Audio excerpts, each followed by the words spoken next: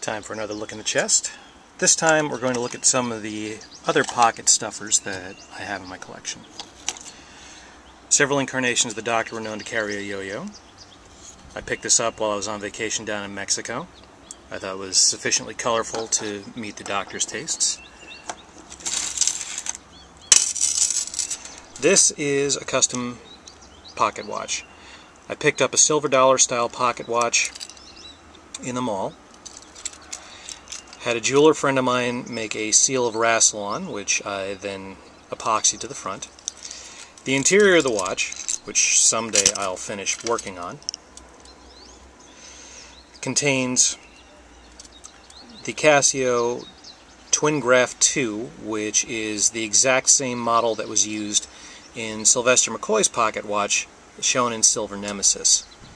This watch has shown up also in a fan film for the Sci-Fi Sea Cruise, used by Wendy Padbury, who played Zoe Harriet.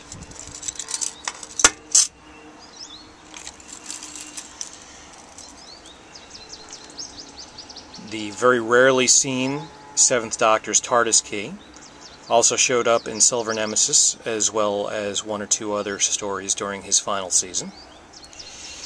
The back of the actual key is a bit of a mystery. The only pictures that have ever been shown of the original props are the front. Going on just those pictures, the jeweler that we were working with reused the common back of the other TARDIS keys, which is the six-pointed constellation of Kasterborous.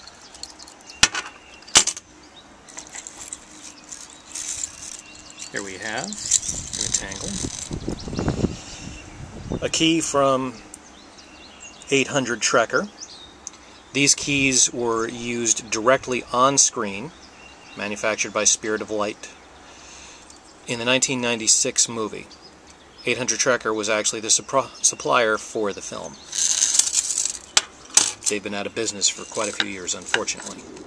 Also, here in the tangle, is the licensed BBC replica key,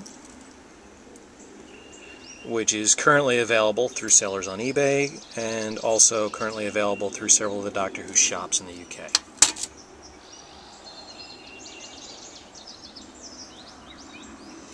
You'll also see that I've got quite a few of the toys, including, of course, the psychic paper. Couldn't pass that one up. The toy of the new sonic screwdriver. Toys of the previous version.